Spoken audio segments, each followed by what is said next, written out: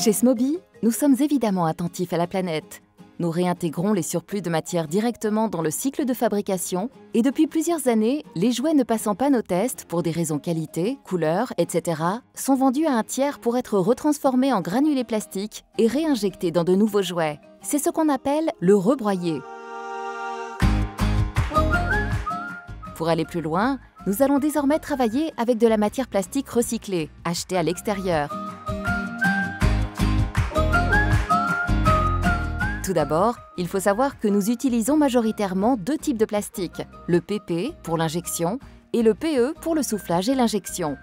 Mais c'est quoi l'injection et le soufflage?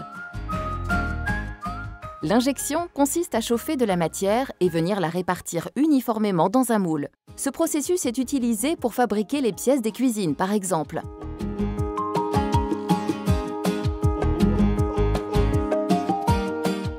Le soufflage, quant à lui, consiste à chauffer de la matière et faire couler un tube de celle-ci dans un moule, puis à venir injecter de l'air. Grâce à ce processus, la matière vient épouser les parois du moule et former une pièce très solide, comme pour la façade de notre maison Friends notamment.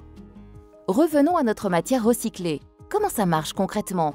Pour obtenir du PP ou du PE recyclé, nos partenaires vont utiliser des déchets post-consommation issus de vos poubelles, bidons de lessive, pots de glace, barquettes de beurre, etc.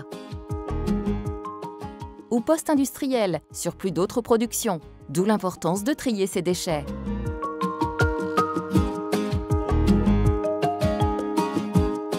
D'ailleurs, il est important de préciser que les jouets Smoby sont conçus pour être entièrement démontables, afin de séparer les différents matériaux et de les recycler plus facilement. 100% de nos plastiques sont recyclables.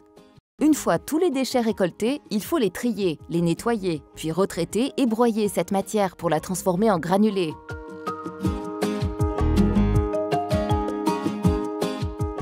La matière est parfois colorée, grise par exemple, donc on ne pourra pas avoir les mêmes couleurs que d'habitude.